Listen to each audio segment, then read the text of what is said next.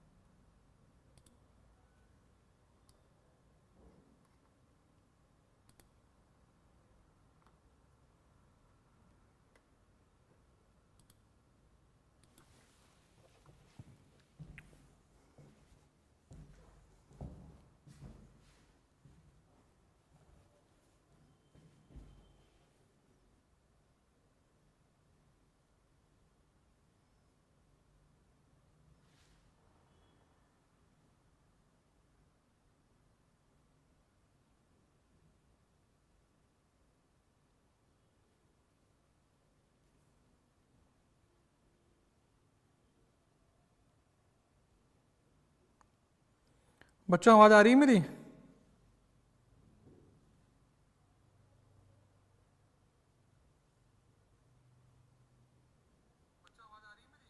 Yes, good, we are live.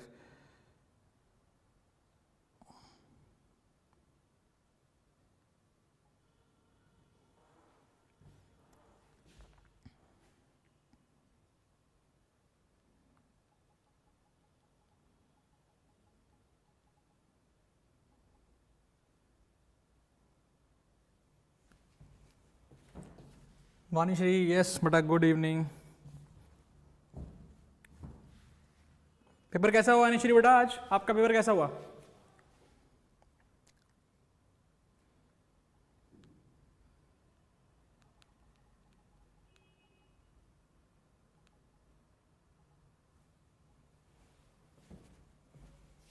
और लोग join तो करें पहले।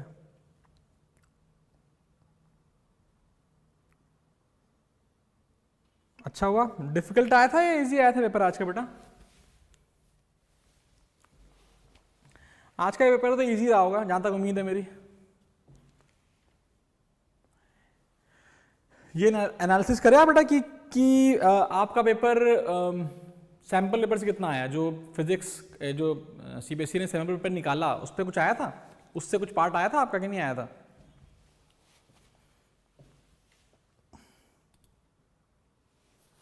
हेलो बेटा, डिफिकल्ट था?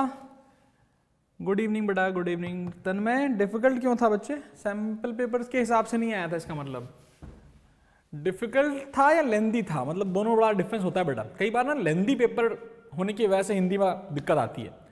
अगर लेंदी था तो भी आई थिंक पेपर तो कर लिया होगा पूरा।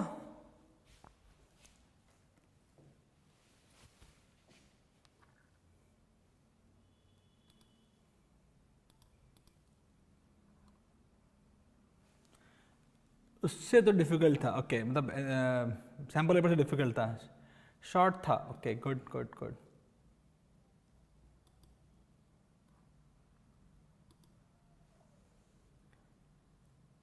Okay okay okay, good. ठीक है बेटा, जल्दी जल्दी करते हैं इसको। आज प्लान के हिसाब से देखो, नोटिस करो, पहले बात कुछ बातें समझो। जो हो गया सो हो गया। फर्स्ट ऑफ ऑल दो बातें ध्यान रखिएगा। अभी हम क्या करेंगे, कुछ प्लानिंग करेंगे। ये चैप्टर का वन शॉट तो करेंगे ही करेंगे। इसके कुछ अराउंड हाफ एन आवर बाद मैं एक और वीडियो शूट करूंगा। वो लाइव नहीं होगा, वो मिल जाएगा, वीडियो रात तक मिल जाएगा। आज है 21, हमारा अगला पेपर है 26 को। तो भाई साहब 21 से 26 एक बहुत बड़ा गैप है अंग्रेजी के लिए। तो अब अंग्रेजी के लिए इतना बड़ा गैप तो चाहिए नहीं, तो मैंने क्या किया, एक प्लान बनाया, मस्त प्लान। देख बेटा, साइंस के लिए कम समय है, मैथ्स के लिए काफ़ी कम समय है, सोशल साइंस के लिए अप्रॉक्सीमेटली ठीक ठाक समय है, तो हमें हर चीज़ की राशनिंग करनी पड़ेगी। जितना टाइम हमारे पास अवेलेबल है उस टाइम के हिसाब से प्रिपेयर करना पड़ेगा, वरना मज़ा नहीं आएगा। तो अपन लोग क्या करेंगे, अपन लोग माहौल ऐसे ही बनाएंगे कि अपन लोग पूरा डिसीजन लेंगे, डिसीजन इन द सेंस हम प्लान के हिसाब से चलेंगे। लाइव में रहूंगा हर रोज, साइंस में क्या करना है, कैसे करना है, उसका पूरा प्लान मिलेगा। मैथ्स का हमने ट्रिग्नोमेट्री पे छोड़ दिया था असाइनमेंट, हम उसको आगे बढ़ाएंगे। अगर मैं आज से लेकर के 26 तक की बात करूं, पेन पेपर लेके बैठना आज के दिन भाई, अगर मैं आज से लेकर के 26 तक की बात करूं तो अंग्रेजी के लिए हमें हाफ डे रखना है, और हाफ डे हमें साइंस के लिए, कुछ मैथ्स के लिए, सोशल साइंस के लिए रखना है। अब वो कैसे करना है, प्लानिंग क्या होगी, सब कुछ आज से मिलना चालू हो जाएगा। अगर आप हमारे चैनल पर न्यू हैं तो आप हमें फॉलो कर सकते हैं टेलीग्राम पे, वो मैं अपना प्लान कुछ टेलीग्राम पे भी डाल दिया करूँगा सारा का सारा। तो रही बात मैथ्स में कितना करना है, साइंस में कितना करना है, कौन सा चैप्टर करना चाहिए, कितने वेटेज का चैप्टर है, उन सब के बारे में चर्चा होगी आज रात के वीडियो में, वो आप देखिएगा जरूर। अभी का प्लान ये होगा, हम कोशिश करेंगे कि हम आज बात करें इस पूरे चैप्टर का वन शॉट पढ़ने को, क्योंकि इवेंचुअली साइंस के एग्जाम के समय हमारे पास कुल मिला के देखा जाए, देखो 4 केमिस्ट्री के, 4 ही फिजिक्स के, और मोटा मोटी 4 ही बायो के एग्जाम्स हैं। बायो के क्या 4 ही या 5 मान लो, चलो इतने ही आपके चैप्टर्स हैं। अब अगर तुम एक दिन बैठे करने में तो मुश्किल हो जाएगा, और फिर हमें सैम्पल पेपर भी लगाना है, हमें सब प्लान करना है। तो बिफोर वी गो अहेड, जब तक बच्चे ज्वाइन कर रहे हैं, आपसे ये है कि आप दोस्तों वगैरह को भेज दो ये लिंक, सो दैट हम तुरंत से वापस आ पाएं, अपने कहानी को समझ पाएं। वन शॉट करेंगे जबरदस्त तरीके से, आज पूरा चैप्टर एक साथ कर डालेंगे भाई साहब।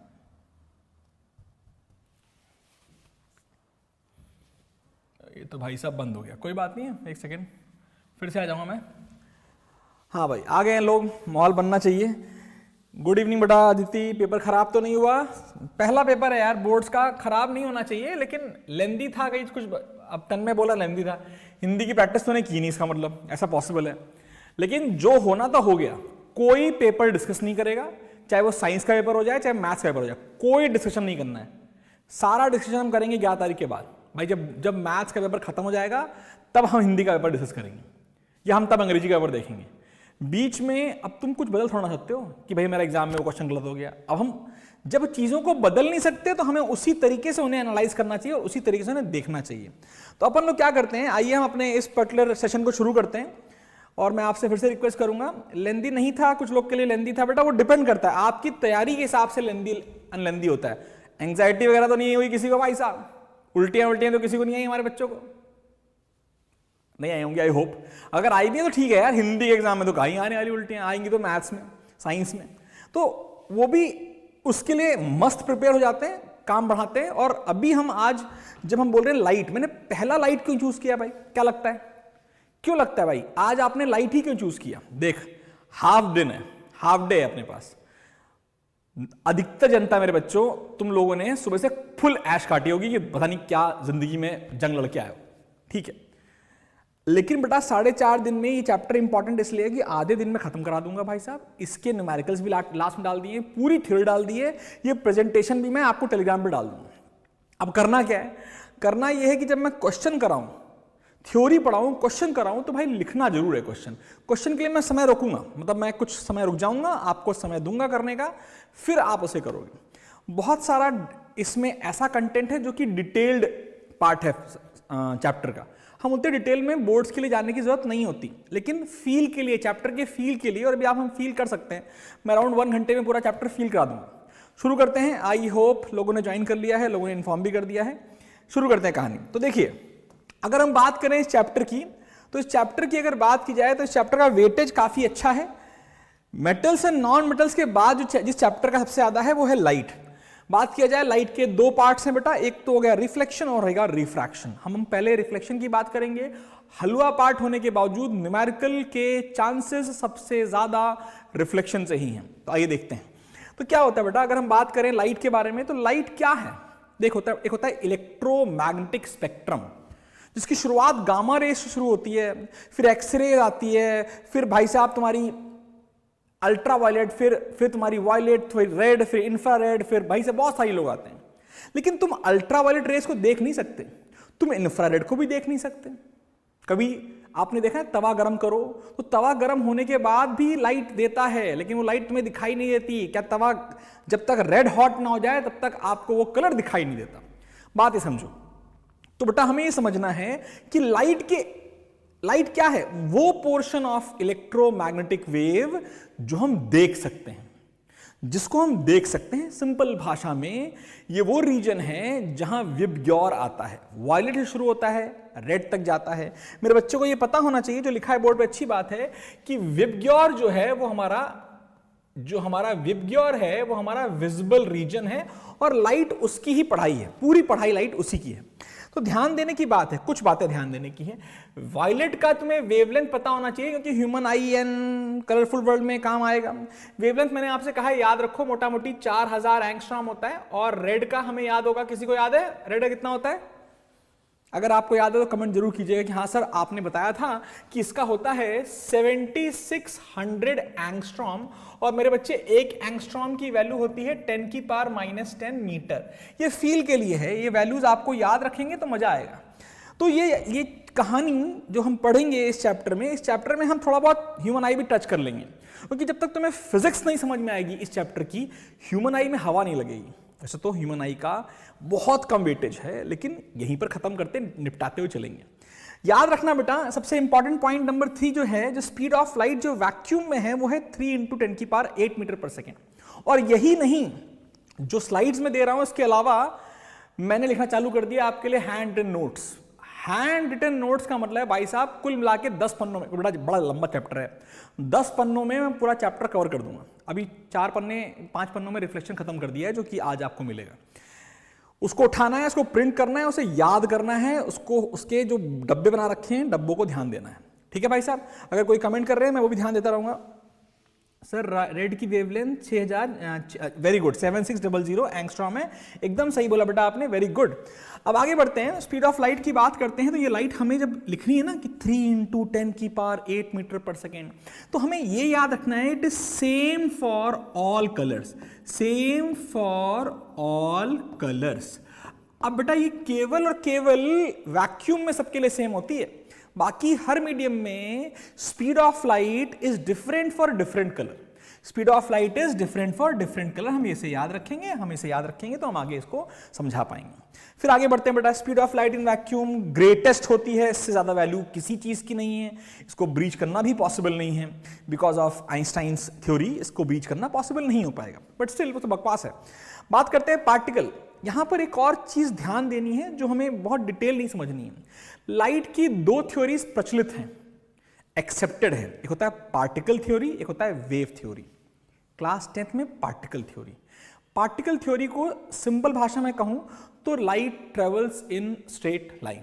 बस बकवास फटान क्या कर रहा है क्या नहीं कर रहा है उससे मतलब लेने की कोई जरूरत नहीं है, केवल इतना याद रखना है, light travels in straight line, बस। ठीक है भाई साहब?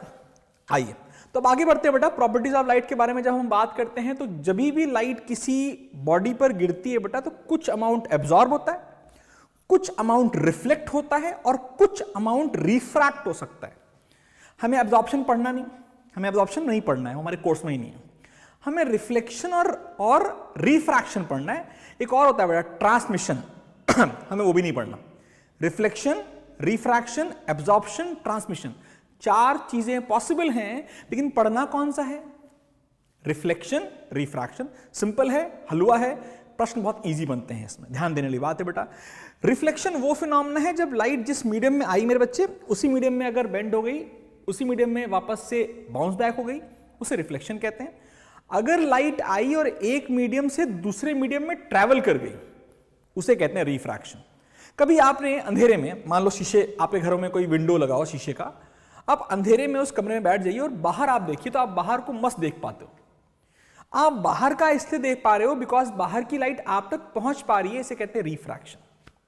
अगर आप अपने कमरे की लाइट जला दो तो बाहर का भी देख पाते हो, और अब आप अपने आप की भी इमेज देख पाते हो उस ग्लास में, क्योंकि आपसे जो लाइट पड़ रही है वो शीशे ग्लास से पार्शियली रिफ्लेक्ट हो रही है। तो रिफ्लेक्शन और रिफ्रैक्शन पार्शियली हमेशा साथ साथ होता है, हमेशा। लेकिन बेटा हम छोटे बच्चे हैं, नन्हे मुन्ने, तो हम क्या करेंगे, दोनों को अलग रखेंगे, रिफ्लेक्शन अलग से पढ़ेंगे, रिफ्रैक्शन अलग से पढ़ेंगे। जब अलग अलग से पढ़ोगे तो फील पूरा रहेगा और गड़बड़ कभी होगा ही नहीं। चलिए आगे बढ़ते हैं। याद रखिए बेटा, जब भी हम कह रहे हैं कि दोनों होते हैं, लेकिन हम केवल अज्यूम करेंगे कि भाई साहब अभी रिफ्लेक्शन हो रहा है, बस रिफ्रैक्शन गया चूल्हे में। आइए फिर क्या हो बेटा, प्रॉपर्टीज ऑफ लाइट की बात हो गई, अब हम रिफ्लेक्शन की बात कर रहे हैं। रिफ्लेक्शन दो टाइप के होते हैं बेटा, एक होता है रेगुलर, जिसको हम स्पेक्युलर के नाम से जानते हैं, जो कि आपको डायग्राम सुंदर याद होना चाहिए। अगर पॉलिश सरफेस है, मस्त जबरदस्त पॉलिश सरफेस लाइक मिरर, तो अगर कोई रे पैरेलल, इन्हें बीम कहते हैं बेटा, एक को रे कहते हैं और मल्टीपल रेस का क्लस्टर कहलाता है बीम। वो आने के बाद जब रिफ्लेक्ट होती हैं, अगर वो पैरेलल रिमेन रहती हैं, इसे हम बोलते हैं स्पेक्युलर। शानदार, स्पेक्युलर मतलब शानदार रिफ्लेक्शन हुआ है भाई साहब। लेकिन अगर बेटा सरफेस रफ टाइप की हो जाए, ऑब्वियसली ये जानते हो गए आप ना, ये रिफ्लेक्टिंग सरफेस का सिंबल होता है, ऊपर से बॉडी रिफ्लेक्ट हो रही है, लाइट रिफ्लेक्ट हो रही है। आई बीम पैरेलल भाई साहब, हाँ भाई पैरेलल लाइट कहां से आती है, पैरेलल बीम ऑफ रेज अगर आ रही है तो सोर्स कहां पर है, कमेंट करके बताइए कि अगर पैरेलल बीम ऑफ लाइट आ रही हैं तो सोर्स है किथे। यस, बहुत सही, आप जवाब भी सही दिया होगा बच्चों ने मेरे। अब भैया ये देखो, यहां तो ऐसे निकल गई, ये भैया जी ऐसे निकल गए, और ये भैया जी ऐसे निकल गए, तो इसे कहते हैं डिफ्यूज या इररेगुलर रिफ्लेक्शन।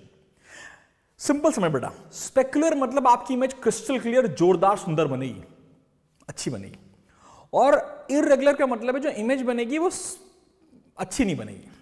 फॉर एग्जाम्पल, अगर आप मुझे देख पा रहे हैं, तो अगर आप थोड़ा फील करेंगे तो इस शीशे, इस बोर्ड पर आपको मेरी रिफ्लेक्शन दिखेगी सुंदर नहीं, डिफ्यूज टाइप की, तो ये डिफ्यूज रिफ्लेक्शन है। अगर यहां मिरर होता, मिरर, तो मिरर से जो इमेज बनती है मस्त एकदम क्रिस्टल क्लियर इमेज बनती है, वहां पर आपका रेगुलर है। ये पूछ सकते हैं सीबीएसई के एग्जाम में कि भाई साहब डिफरेंशिएट करिए कि what is specular and what is diffuse reflection. तुम्हें डराने के लिए वो स्पेक्युलर ही बोलेंगे, हमें पता है स्पेक्युलर, स्पेक्युलर मतलब शानदार, S for specular, S for शानदार, D for duffer, D for diffuse, ऐसे याद रखिए। भाई साहब आगे बढ़ते हैं। कहीं पर कोई क्वेश्चन आएगा तो मैं थोड़ी थोड़ी देर में पढ़ता रहूंगा और आपके क्वेश्चंस का आंसर भी देता रहूंगा। सर का रिफ्लेक्टिव इंडेक्स है या 1? एयर का, Tanmay good question, let me make it very clear. Air का refractive index is not 1, it is very close to 1, on the higher side, जैसा कि आपने लिखा भी है 1.000003, एकदम सही बोल रहे हो बेटा।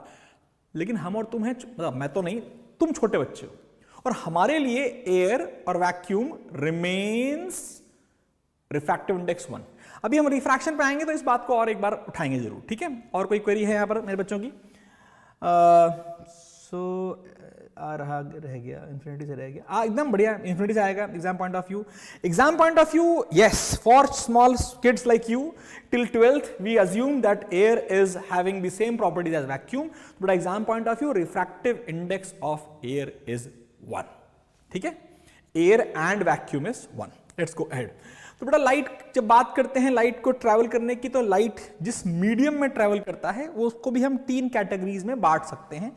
एक होता है transparent medium, like glass, water, ये सब के सब ट्रांसपेरेंट मीडियम है बेटा, क्योंकि लाइट यहां आराम से हौले हौले ट्रैवल कर सकती है। फिर होता है ओपेक मीडियम। ओपेक मीडियम मतलब दीवार हो गई, वुड हो गया, लाइट कैनॉट पास थ्रू दीस मीडियम्स, तो उसे बोलते हैं ओपेक मीडियम। और तीसरा भी है बेटा एक ट्रांसलूसेंट मीडियम, जैसे ऑयल हो गया, कोई सा भी मिक्सचर जो कि बहुत होमोजीनियस नहीं है, तो सिंपली ऑयल समझो, तो वो ट्रांसलूसेंट है। That means a certain amount of light is reflected and refracted through it. But हम तो छोटे बच्चे हैं, कैसे भैया जी? छोटे बच्चे हैं, तो छोटे बच्चे होने की वजह से हम केवल ट्रांसपेरेंट मीडियम के बारे में आगे चर्चा करेंगे। आगे बढ़ते हैं। एमसीक्यू में भी सर 1 लिखेंगे, एकदम बेटा। एमसीक्यू में अगर by chance they give you a value of 1.000003, 4 zeros के बाद 3, भले तो होगा ही नहीं। अगर होता है तब बेटा एयर का 1.40403 लिखना, बट ये वही हाइपोथेटिकल सवाल है जो कभी आ ही नहीं सकता तुम्हारे लेवल पे, क्या 12th के लेवल पे भी नहीं आ सकता, ठीक है। बात करते हैं लॉज ऑफ रिफ्लेक्शन की। बहुत ही सिंपल बात है, इसमें हमें कहानी पता होनी चाहिए कि हमारे पास एक रिफ्लेक्टिंग सरफेस होती है, फिर आने वाली रेज जिनको हम चमत्कारी रेज कहते हैं भैया जी आती हैं, इनको हम चमत्कारी मतलब इंसिडेंट रे के नाम से जानते हैं। ये हमारी बेटा इंसिडेंट रे है। जिस पॉइंट पे आती हैं उसे हम बोलते हैं, क्या बोलते हैं, point of incidence. Very good. और मेरे बच्चे जिस पॉइंट पे आएंगी वहां पर आपका धर्म क्या बन जाएगा, बन जाएगा कि वहां बनाना है आपको हमेशा एक नॉर्मल, मैंडेटरी नॉर्मल बनाना ही बनाना है। याद रखिए ये जो एंगल होता है इस एंगल को एंगल ऑफ इंसिडेंस कहते हैं और ये हमेशा नॉर्मल से रे की तरफ मेजर किया जाता है। फिर अगर आप नोटिस कर रहे हैं तो ये जाएगी आपकी रिफ्लेक्टेड रे, और फिर से बोल रहा हूं कि एंगल मेजर करा करो नॉर्मल से, ये एंगल ऑफ रिफ्लेक्शन होता है और इसे बोलते हैं रिफ्लेक्टेड रे। क्या बोलते हैं बेटा, रिफ्लेक्टेड रे। सिंपल है, बहुत ही बकवास है, इस पर प्रश्न आने के चांसेस बहुत बहुत बहुत बहुत कम है। याद रखिए बेटा एंगल ऑफ इंसिडेंस के पहले जो लॉ नंबर 1 कहता है कि भैया जो इंसिडेंट रे जो normal at the point of incidence है और जो रिफ्रैक्टेड रे है सब कुछ एक ही प्लेन में रहेगा। मतलब अगर मैं इंसिडेंट रे इस पाथ से फेंकूंगा ना तो ये पाथ डेविएट नहीं कर सकती, this has to remain on this path, it can not go up and down, round and round. फंडा क्लियर। दूसरा जो कि ज्यादा इंपॉर्टेंट है वो कहता है कि भाई साहब the angle of incidence is always equal to angle of refraction। अब यहां पर बच्चे को होती है जोरदार दिक्कत, सर ये फॉर्मूला क्या केवल प्लेन मिरर के लिए एप्लीकेबल है? क्या लगता है, क्या ये फॉर्मूला केवल प्लेन मिरर के लिए एप्लीकेबल है? बताइए। देखो बेटा जब मैं ये वन शॉट पढ़ा रहा हूं तो साथ साथ अगर ये वीडियो आप आज लाइव नहीं देख रहे हो और बाद में भी देख रहे हो तो कमेंट करोगे ना तो तुम अपने आप से कॉन्फिडेंस पाओगे कि भैया जी हाँ मुझे पता था कि मैंने पढ़ रखा है, एनसीईआरटी में बड़ा बड़ा लिखा हुआ है कि yes the laws of reflection are valid applicable for any reflection, चाहे जहां हो रहा हो। कल को टोटल इंटरनल रिफ्लेक्शन पढ़ोगे तब भी एप्लीकेबल है। और वो क्या कहता है भैया, एंगल आई एंगल आर बराबर है incident ray, reflected ray and the normal at the point of incidence, सब कुछ सेम प्लेन में है। और देखते हैं प्रश्न अगर किसी के आ रहे हैं। Application for all reflecting, it is applicable for all मेरे बच्चे, हर एक के लिए एप्लीकेबल है। पहली बात तो before we go ahead please थोड़ा शेयर कर डालो अपने स्टेटस वगैरह पर, लोगों को पता चल जाए कि मैं लाइव क्लास दे रहा हूं। And this will be regular exercise, हम लाइव एग्जाम वाले दिन के एक पहले दिन नहीं रहेंगे। अंग्रेजी के एग्जाम के एक दिन पहले मैं लाइव नहीं रहूंगा, उसके अलावा सोशल साइंस के एक दिन पहले क्लास में मैं लाइव नहीं रहूंगा। भैया उस दिन वो पढ़ो, साइंस के एग्जाम के पहले दिन तो रहूंगा ही रहूंगा लाइव। तो आपको समझना है कि अगर मैंने ये बीड़ा उठाया है कि भैया सबके 95 के प्लस आएंगे तो सबके आएंगे ही आएंगे। हर चीज एक घंटे में तो नहीं हो पाएगा, लेकिन 1 घंटे 15 मिनट में ये पूरा चैप्टर खत्म करके आपके हाथ में दे दूंगा भाई साहब। आइए आगे बढ़ते हैं और याद रखिए इस पर जोरदार एमसीक्यू बनता है और बहुत ही बकवास सा बनता है, आप कर लोगे। अब फिर आता है ऑब्जेक्ट्स, ज्यादा इसमें टाइम नहीं वेस्ट करते। ऑब्जेक्ट 2 टाइप के होते हैं, एक होता है लिमिनेस, एक होता है नॉन लिमिनेस। लिमिनेस मतलब जिसकी अपनी खुद की लाइट है, नॉन लिमिनेस जिसकी खुद की लाइट नहीं है। लिमिनेस मतलब moon, sorry sun, and non luminous मतलब मून। फंडा क्लियर, ठीक है। फिर बात करते हैं इमेजेस। बेटा इमेज भी 2 टाइप की हो सकती हैं, एक होती है रियल इमेज, एक होती है virtual image. Real images can be formed on screen, खत्म। अब यहां तुम दिमाग मत लगाना कि sir real image of real object, real image of virtual object, चूल्हे में गया। हम छोटे बच्चे हैं, हमारे लिए रियल ऑब्जेक्ट ही आएगा। अगर हमारे लिए रियल ऑब्जेक्ट आएगा तो हम केवल रियल इमेज की कहानी पढ़ेंगे, हम इमेज की कहानी केवल रियल ऑब्जेक्ट के लिए पढ़ेंगे। हम 12th में अभी नहीं है, जब 12th में आओगे डिटेल बताऊंगा उसके बाद भी, ठीक है भाई साहब। और अगर कोई 12th का बच्चा ये पढ़ रहा है तो तुम्हें पता है कि हाँ एक वर्चुअल ऑब्जेक्ट की रियल इमेज बनाना पॉसिबल है, ठीक है। क्योंकि एक ऐसा वीडियो है जो कि लाइट रिफ्लेक्शन को डिटेल में बेसिक से लेकर के जाएगा आपके लिए, आपको हेल्प जरूर करेगा। बात करते हैं रियल इमेज। याद रखिए जब रेज आफ्टर रिफ्लेक्शन या रिफ्रैक्शन कुछ भी हो रहा हो, अगर रेज सच में मिली तो भैया जी इमेज बनेगी रियल। अगर लगा कि मिली तो बनेगी भाई साहब, लगेगा लग रहा है कि वहां इमेज रेज मिल रही हैं तो वर्चुअल होगी।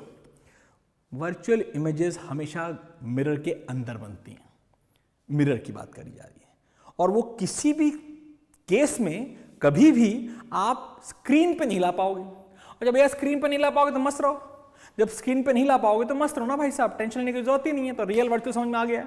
अभी हम और मैथमेटिक्स सीखेंगे, रियल कब होगी, रियल होगी तो इन्वर्टेड होगी, वर्चुअल होगी तो इरेक्ट होगी, इसके बारे में अभी बात करने वाले हैं आगे। फिर बात करते हैं इमेजेस बाय प्लेन मिरर, इस पर 2 नंबर का प्रश्न आ सकता है जो आपको याद रखना है, डिटेल में याद रखना है कि भैया जी इमेज बाय प्लेन मिरर की कहानी नहीं पूछेंगे, वो आपको ना बनाने के लिए बोलेंगे, लेकिन बोलेंगे भाई इसकी प्रॉपर्टीज क्या है। तो बहुत सिंपल बात है, ऑब्जेक्ट और इमेज का साइज बराबर होता है। दूसरी बात, इमेज हमेशा वर्चुअल होती है, हमेशा इरेक्ट होती है। 2 बातें हो गई। अब ये नहीं कि वर्चुअल अलग लिख दिया, इरेक्ट अलग लिख दिया, है ना भाई सरवा भाई, और भाई अलग अलग लिख के नंबर ले लिए, ऐसा होगा नहीं। तो रियल ऑब्जेक्ट की साइज, इमेज का साइज बराबर, ऑब्जेक्ट की दूरी from the mirror and image की दूरी फ्रॉम द मिरर बराबर। दूसरी property, image is always virtual in erect. तीसरी प्रॉपर्टी एंड द चौथी is very important and that is called lateral inversion, यानी कि अगर आप मिरर के सामने अपना राइट हैंड खड़ा करते हैं तो आपको लगेगा मिरर में जो इमेज है वो लेफ्ट हैंड खड़ा कर रही है, that is called lateral inversion. ये इंपॉर्टेंट है, आपको पता भी होगा। ये बस इतना याद रखना है, इतनी बकवास जो लिख रखी है इतना ज्यादा इंपॉर्टेंट नहीं है, ठीक है। फिर बात करते हैं बेटा, ये जो मैंने ये एकदम अलग से लिख दिया, सीबीएसई 2024 में क्वेश्चन पूछेंगे, बताओ भैया जी प्लेन मिरर की प्रॉपर्टीज, इमेज की क्या प्रॉपर्टीज होती हैं, ये होती हैं, एकदम याद रहना चाहिए। नंबर कटे तो अच्छा नहीं होगा, पास हो जाएगा भाई। क्या हो गया, कौन फेल हो रहा भाई? 70 मार्क्स का प्रैक्टिकल के लिए होगा। ये कौन है भाई? अनंत। बेटा क्या हुआ?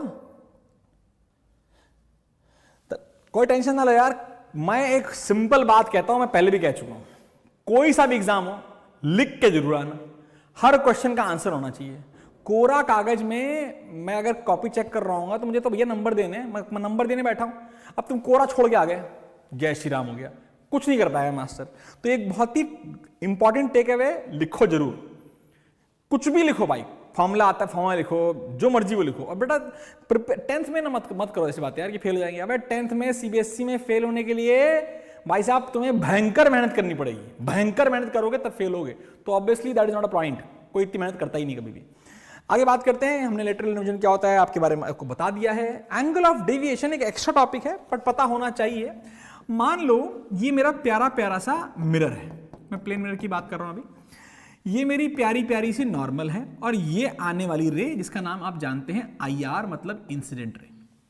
अब बेटा एंगल ऑफ डेविएशन समझो, वेरी इंपॉर्टेंट होता है, कई बार आगे आपको काफी हेल्प करेगा। सबसे पहले जहां रे पड़ी उसे पॉइंट ऑफ इंसिडेंस कहते हैं। अगर ये मिरर ना होता तो बेटा रे क्या करती, रे जाती कैसे, जाती ऐसे, सीधे सीधे सीधे निकल जाती, बट ऐसा हो ना सका बिकॉज मिरर आ गया, और मिरर आने की वजह से ये रे इधर की तरफ मुड़ गई, तो रे ने अपने पाथ से डेविएट कर लिया, और इस एंगल को जिस एंगल से डेविएट किया उसको कहते हैं एंगल ऑफ डेविएशन। तो ज्योमेट्री का प्रश्न पूछता हूं आपसे, बहुत बकवास प्रश्न। मान लो मैं कहूं कि ये एंगल 25 डिग्री है, कितना है भैया जी, 25 डिग्री है। अब प्योर 4th क्लास का बच्चा बता सकता है कि एंगल ऑफ डेविएशन की वैल्यू क्या होगी, और वैल्यू लिखते समय पूरा लिखना, लिखो, फिर बताऊंगा कि भाई साहब क्या गलती करी आपने। चलो लिखो, थैंक यू सो मच।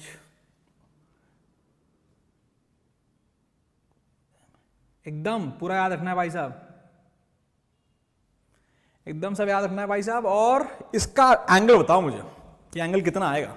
बहुत ही हलवा प्रश्न है यार, सब बता सकते हैं। सब लोग कमेंट कीजिए कि सर जी इसका एंगल तो हमें बचपन से याद है। फॉर्मूला मत लगाना, फॉर्मूला भी सिखा रखा है, मैथमेटिक्स लगाओ यार। ये 25 तो ये कितना, हाँ भाई कितना sir, angle of reflection is equal to angle of incidence, 25 हो गया भाई साहब। ये भी, ये पूरा 180 50 निकल गया तो आ गया 130 degree, and that is a wrong answer. If you write 130 degree it is considered to be wrong answer. तो सही आंसर क्या है? सही आंसर में एंगल ऑफ डेविएशन में सेंस ऑफ डेविएशन बताना जरूरी है कि रे जाती ऐसे और चली गई ऐसे, यानी डेविएट हुई कितने एंगल से, 130 से, लेकिन साथ में ये एंटी क्लॉकवाइज घूम गई, तो 130 डिग्री एंटी क्लॉकवाइज लिखना जरूरी है। इस पर प्रश्न आने के चांसेस कम है, लेकिन आपको पता होना जरूर चाहिए। आगे बढ़ते हैं, किसी ने आंसर दिया मेरे को, very good. Angle of deviation सबने सही लिखा है मेरे बच्चे, लेकिन क्या चीज नहीं सही लिखी, सबसे इंपॉर्टेंट बात रहेगी ना, एंटी क्लॉकवाइज मेंशन करना मेरे बच्चे बहुत जरूरी था। आइए आगे बढ़ते हैं, इस पर टाइम वेस्ट नहीं करेंगे, बहुत कम टाइम हमें इसमें इन्वेस्ट करना था।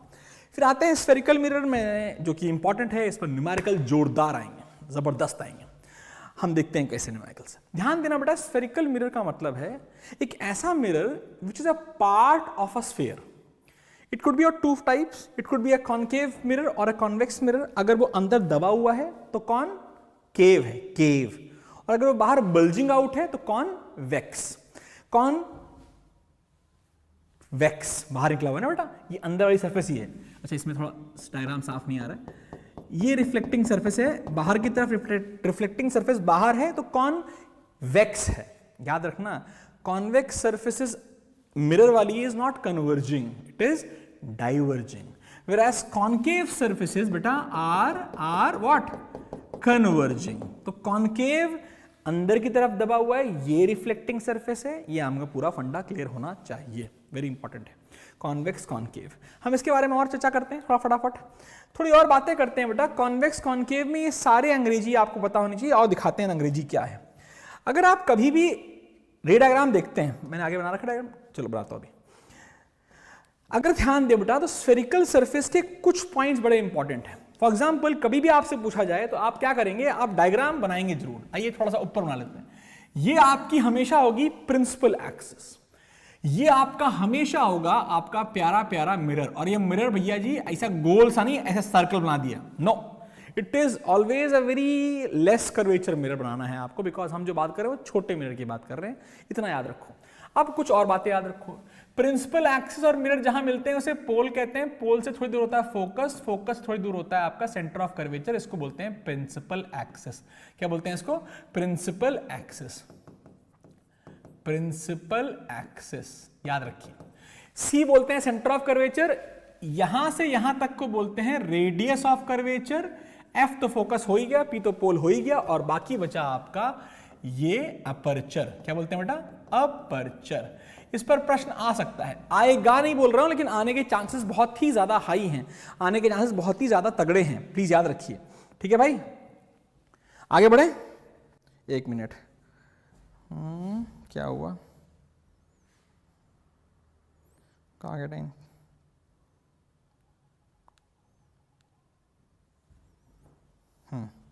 अभी क्या हुआ, ध्यान दीजिए। एनी क्वेरी, सर ये नहीं पता था, क्या नहीं है। हाँ बेटा, क्लॉकवाइज एंटी क्लॉकवाइज पे ध्यान रखेंगे। अब देखिए, पोल क्या होता है बेटा, geometrical centre of the reflecting surface को हम पोल कहते हैं, स्फेरिकल रिफ्लेक्टिंग सरफेस को। रेडियस ऑफ कर्वेचर क्या है भाई, जिस स्फेयर का मिरर पार्ट है उसका radius of curvature. Principal axis is basically connect करती है सेंटर ऑफ कर्वेचर को और पोल को, और फिर एक्सटेंड हो जाती है, वो कहलाती है आपकी प्रिंसिपल एक्सिस, वेरी इंपॉर्टेंट होती है। अपर्चर क्या है बेटा, ये विड्थ ऑफ द मिरर कहलाता है, basically it is the diameter of the mirror. Because आप मिरर देखोगे तो मिरर सामने से देखोगे, है तो ये स्फेरिकल, लेकिन सामने से तो क्रॉस सेक्शन इसका सर्कुलर ही है ना बेटा, तो सर्कुलर क्रॉस सेक्शन का जो डायमीटर कहलाता है वो कहलाता है आपका अपर्चर, इंपॉर्टेंट। फिर आगे बढ़ते हैं, हम यहां पे सीधा आ चुके हैं अपने डायग्राम खेलने के लिए। डायग्राम के लिए कुछ रूल्स हमें याद करने हैं, बड़े इजी रूल हैं, बहुत इंपॉर्टेंट रूल्स हैं, और आइए हम फटाफट करते हैं रूल्स को, बात करते हैं। सबसे पहला बेटा, कि जब आपको बोला जाए कॉनकेव मिरर, हम सबसे लास्ट में कॉन्वेक्स पे बात करेंगे। कॉनकेव मिरर पे बात की जाए बेटा, तो ये मेरा प्यारा कॉनकेव मिरर है।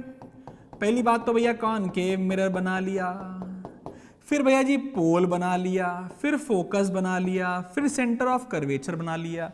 याद रखना, ये दूरी और ये दूरी बराबर होती है। इस लेंथ को हम बोलते हैं फोकल लेंथ, इस लेंथ को हम बोलते हैं radius of curvature, and focal length radius of curvature का आधा होता है। कितना होता है बेटा, आधा, और ये फिक्स रहता है, ये डिपेंड नहीं करता किसी चीज पर।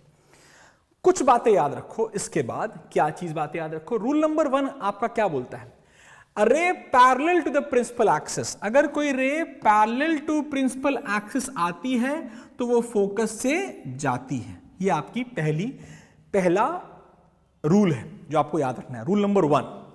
मैं सारे रूल यहां दिखा देता हूं, लेकिन बनाऊंगा ऐसी पर। रूल नंबर 1 याद हो गया हमें।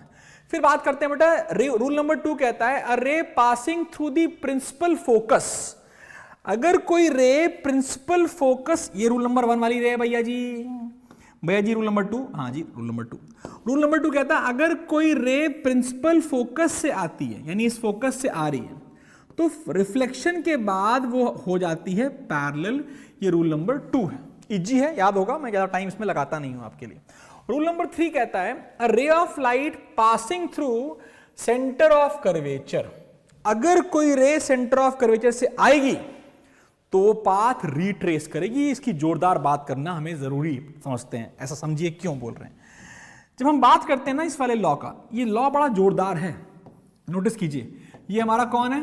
सर जी मिरर बना रहे हो आप, सर जी पोल बना रहे हो, आज फोकस बना रहे हो, सेंटर ऑफ कर्वेचर बना रहे हो। आप नोटिस करना, मजा आएगा बहुत जबरदस्त। अगर कोई रे सेंटर ऑफ कर्वेचर से आती है तो वो रिट्रेस क्यों करती है अपना पाथ? क्यों करती होगी? कोई रे अगर सेंटर ऑफ कर्वेचर से आ रही है तो कहा जाता है कि वो वापस ऐसे लौट जाती है। आखिर क्यों? कारण क्या होगा उसका? अगर आपको कारण आता है तो पहली बात तो भाई पीठ तपानी चाहिए आपको अपनी, कि हाँ ये मैं जोरदार चीज जानता हूं, और नहीं आता तो अभी आ जाएगा थोड़ी देर में। बहुत इंपॉर्टेंट है, एक्सट्रीमली इंपॉर्टेंट है। This gives you the basic of reflection. तो ध्यान देंगे, थोड़े सेकंड में बात करेंगे, ठीक है सर। एंड में प्लीज आप इंग्लिश टिप्स दे देना। एकदम दे दूंगा बेटा, इंग्लिश की टिप्स भी दे दूंगा। वैसे तो अंग्रेजी की टिप तो बहुत सिंपल है, पढ़ाई कर लो, मजेदार मतलब सैंपल पेपर जरूर लगाओ बेटा, सैंपल पेपर लगाओ और पूरा प्लान समझो। अंग्रेजी का एग्जाम देख क्या होता है ना, थोड़ा डिफिकल्ट उनके लिए होगा जिनको मोहब्बत नहीं है। किससे? अंग्रेजी से। मोहब्बत का मतलब अंग्रेजी से मोहब्बत नहीं। तो कई बार होता है, हमें खुद हिंदी से मोहब्बत कभी नहीं थी, हिंदी लिखने में हाथ दर्द हो जाता है, कई लोग का, आप लोग का हुआ होगा।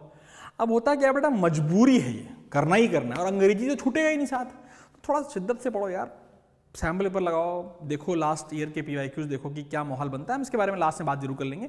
तो भैया रे आई रे गई, बहुत बढ़िया, मजा आ गया। लेकिन सर किसी ने आंसर नहीं दिया कि ऐसा क्यों होता है। किसी ने बताया sir it is incident on 90 degree angle on the. Now this is wrong Vanishree मेरे बच्चे, तो कॉन्सेप्ट सही समझ पा रही है, लेकिन angle of incidence is not 90 degree. Yes, कोई भी रे अगर सेंटर से आती है सरफेस पे, तो अगर आपसे पूछा जाए भैया जी इस पॉइंट पर, हमने कहा हाँ सर, क्या करना है इस पॉइंट पर? भैया जी इस पॉइंट पर आप बनाइए जरा, नॉर्मल बनाइए इस पॉइंट पर। सर्कल के सरकमफ्रेंस पर किसी भी पॉइंट पर अगर नॉर्मल बनाया जाए, उसका प्रोसेस क्या होगा? सर सिंपल है, देखो सर, नॉर्मल की कहानी अगर आप समझाएं तो सबसे पहले यहां पर बनाना पड़ेगा एक हमको टैंजेंट। 10th क्लास में होना बे, टैंजेंट। हाँ सर टैंजेंट बन गया। अब टैंजेंट पे जब नॉर्मल बनाने जाओगे, जब न टैंजेंट से नॉर्मल बनाने जाओगे तो कहां से पास होगा? अबे रेडियस होगा कि नहीं होगा? और अगर वो रेडियस से पास होगा तो आपकी जो इंसिडेंट रे आ रही है वो नॉर्मल की डायरेक्शन में ही आ रही है। तो मेरे बच्चे एंगल ऑफ इंसिडेंस है कितना? अब तो आंसर कर दो मेरे बच्चे, क्या एंगल ऑफ इंसिडेंस 90 डिग्री अभी भी है? और अगर नहीं है तो क्या है? अगर नहीं है तो क्या है? एंगल ऑफ इंसिडेंस आखिर क्या है? एंगल ऑफ इंसिडेंस है मेरे प्यारे बच्चे जीरो। क्या है? जीरो। और क्योंकि एंगल ऑफ इंसिडेंस जीरो है और वो एंगल ऑफ रिफ्लेक्शन के बराबर हो जाएगा, इसीलिए पाथ रिट्रेस होता है, इसे याद रखिएगा। यहीं पर चौथा लॉ देख लेते हैं। चौथा लॉ जो कहता है कि भैया जी अगर पोल पे आएगी ऑब्लिक यानी किसी एंगल पे, तो जिस एंगल पे आएगी पोल पे उसी एंगल पे नीचे की तरफ मुड़ जाएगी, based on the laws of reflection है। ध्यान दीजिए, कोई रे अगर आती है, बोलती है मैं आ गई, मैंने कहा चलो आ जाओ भाई। कहां से आई हो? सर जी मैं कहीं से भी आई हूं, उससे मतलब नहीं, आप देखो ऐसे आई मैं। अब समझ मेरे बच्चे, ये तो रे आई, सीपी भी तो नॉर्मल ही है क्योंकि वो भी रेडियस है, और रेडियस सरफेस पे हमेशा नॉर्मल होती है।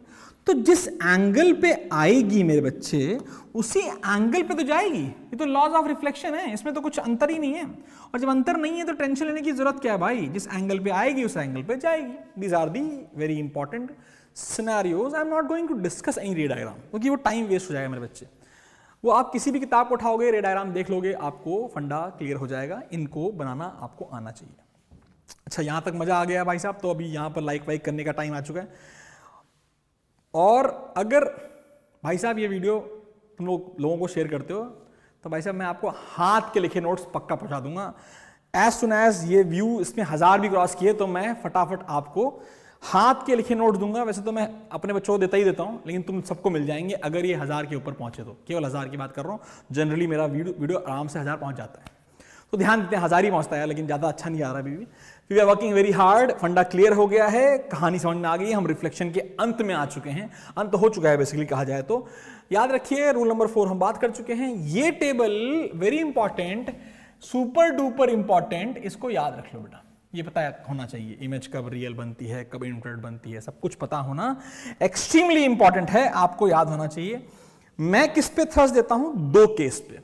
जब ऑब्जेक्ट सेंटर ऑफ कर्वेचर पे है मेरे बच्चे, जब ऑब्जेक्ट सेंटर ऑफ कर्वेचर पे है, इमेज भी सेंटर ऑफ कर्वेचर में बनती है, रियल बनती है और इन्वर्टेड बनती है, ये याद रखो। अगर ये रे डायग्राम आता है तो आपको मैंने सिखा रखा है कि कैसे बनाना है, अगर नहीं आता है आप मुझसे जरूर पूछिए कमेंट में कि आखिर कोई चीटिंग करनी कैसे है।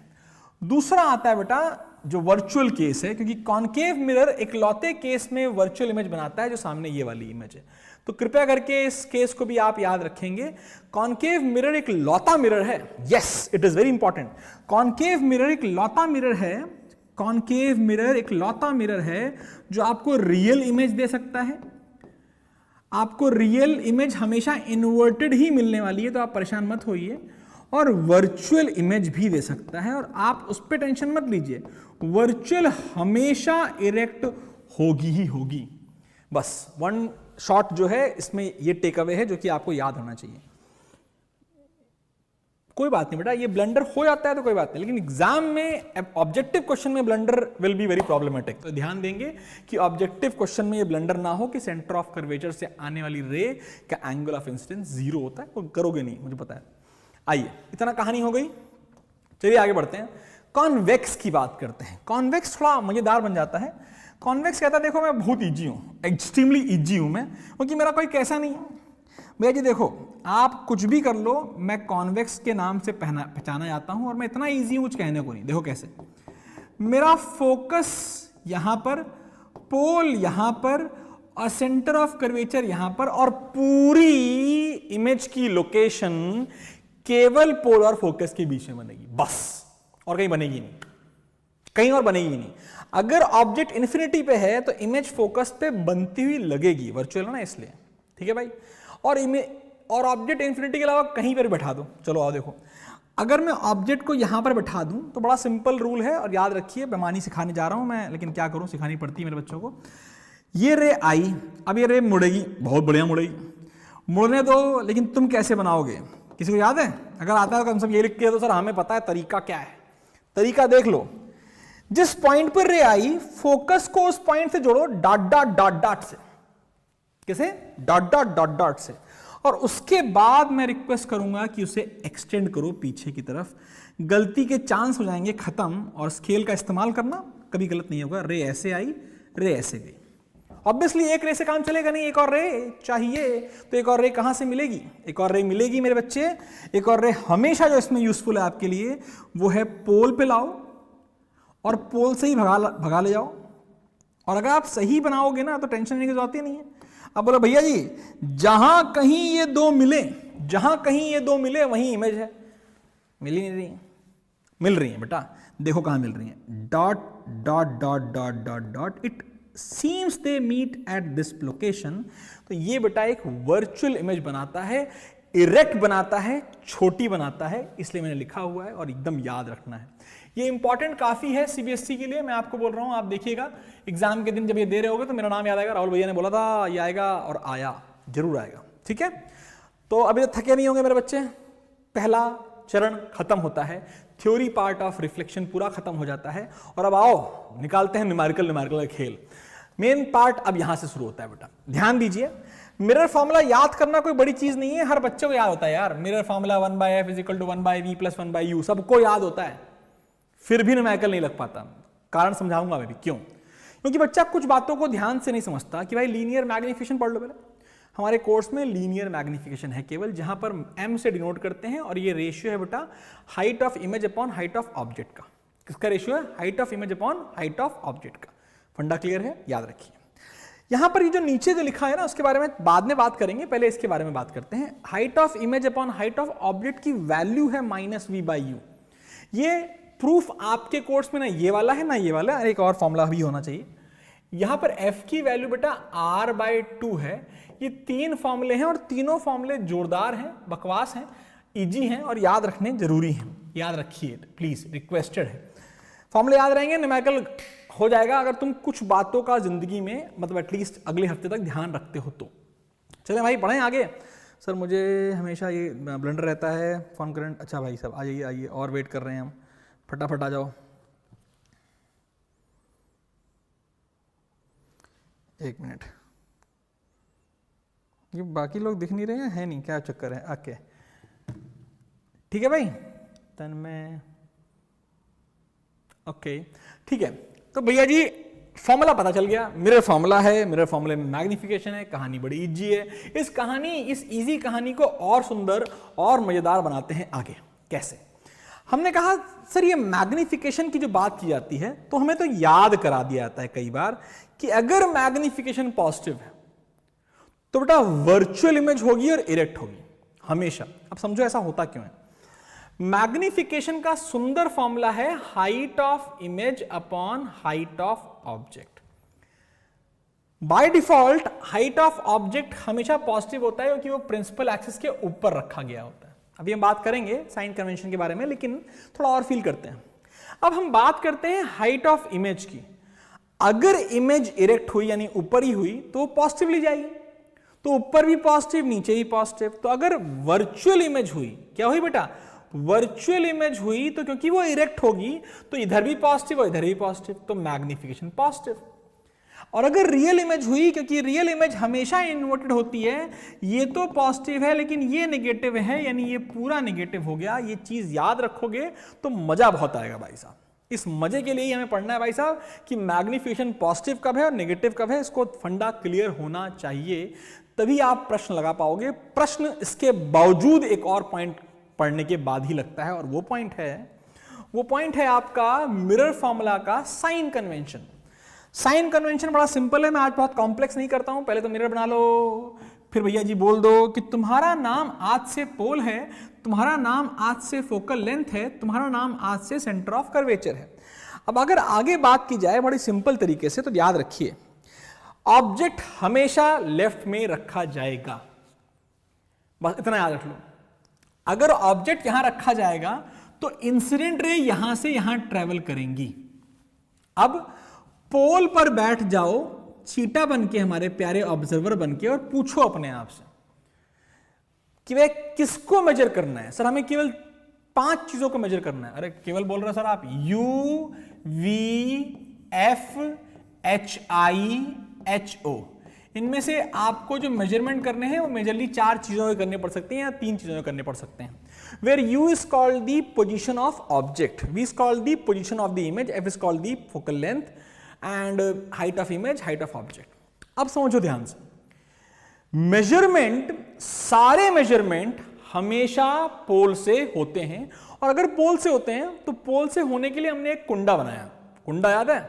अगर कुंडा याद है प्लीज बोलिएगा हाँ सर कुंडा याद है। कुंडे के पीछे एक ठो भैया जी गले में बांधने के लिए, गाय वाय गले में बांधते हैं कुंडा लगा करके, ये यही बोलते हैं हमारे यहाँ तो, ये यूपी में। और भैया जी और ऐसे एक ठो हमें एरो ले लेना है, बस इसी कुंडे को यूज करना है और हम अपने यूवी की वैल्यू प्लस माइनस क्या आने वाली हम जान जाएंगे। आओ देखते हैं। हमने कहा बेटा ऑब्जेक्ट किधर हो?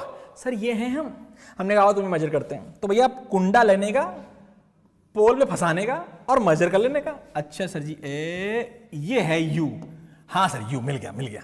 लेकिन यू का एरो इंसिडेंट रे की डायरेक्शन में कि अपोजिट डायरेक्शन में? ऑपोजिट। तो जब इंसिडेंट रे की अपोजिट डायरेक्शन में मेजरमेंट होगा तो वो नेगेटिव होगा, सेम डायरेक्शन में होगा तो पॉजिटिव होगा। यानी बहुत सिंपल हो गया कि अगर सेम डायरेक्शन में मेजरमेंट है तो पॉजिटिव, ऑपोजिट डायरेक्शन में है तो नेगेटिव, प्रिंसिपल एक्सिस के ऊपर है तो पॉजिटिव, प्रिंसिपल एक्सिस के नीचे है तो नेगेटिव, एंड दैट इज पूरा। And this will remain same for lenses also. बस पोल इज लाइक ओरिजिन। भैया जी पॉजिटिव, भैया जी नेगेटिव, भैया जी पॉजिटिव, भैया जी नेगेटिव, काम खत्म। हाँ कि ना? सर एक क्वेश्चन थे, ये यूवीएम